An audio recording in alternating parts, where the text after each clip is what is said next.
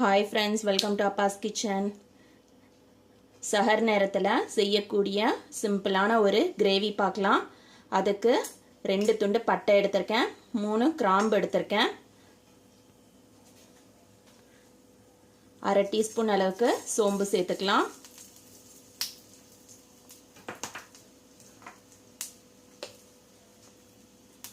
1/2 teaspoon ஜீரகம் சேர்த்துக்கலாம், ஒரு வெங்காயம் சேர்த்துக்கிறேன். வெங்காயம் ரஃப்பாக கட் பண்ணால் போதும். ஒரு தக்காளி சேர்த்துக்கிறேன்.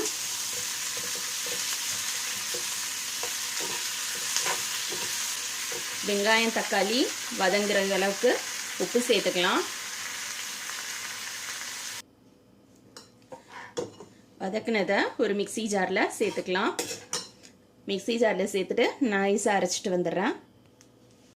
அதே கடாயில் கொஞ்சமாக எண்ணெய் சேர்த்துக்கிறேன். ஒரு பிரியாணி இலையை 3ஆக கட் பண்ணியிருக்கேன், அதை சேர்த்துக்கலாம். 1/2 டீஸ்பூன் இஞ்சி பூண்டு பேஸ்ட்டு சேர்த்துக்கிறேன்.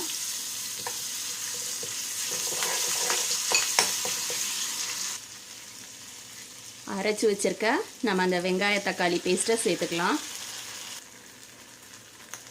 1/2 டீஸ்பூன் அளவுக்கு மிளகாத்தூள் சேர்த்துக்கலாம். 1/4 டீஸ்பூன் காஷ்மீரி சில்லி பவுடர் சேர்த்துருக்கேன். 3/4 டீஸ்பூன் மட்டன் மசாலா பவுடர் சேர்த்துருக்கேன். மிக்சி ஜாரை கழுவி அந்த தண்ணியை சேர்த்துக்கலாம். கிரேவிக்கு தகுந்த அளவுக்கு உப்பு சேர்த்துக்கோங்க. நம்ம ஏற்கனவே வெங்காயம் தக்காளிக்கு உப்பு சேர்த்துருக்கோம், அதால் இப்போ நம்ம கொஞ்சமாக உப்பு சேர்த்தா போதும். முட்டை சேர்த்ததுக்கு அப்புறமா கிரேவியை ரொம்ப கலக்கக்கூடாது. லைட்டாக இந்த மாதிரி தான் மெதுவாக கிளறி விடணும். வேகமாக கிளறினோம்னா மஞ்சள் கரு கிரேவியில் ஃபுல்லாக கரைஞ்சிரும்.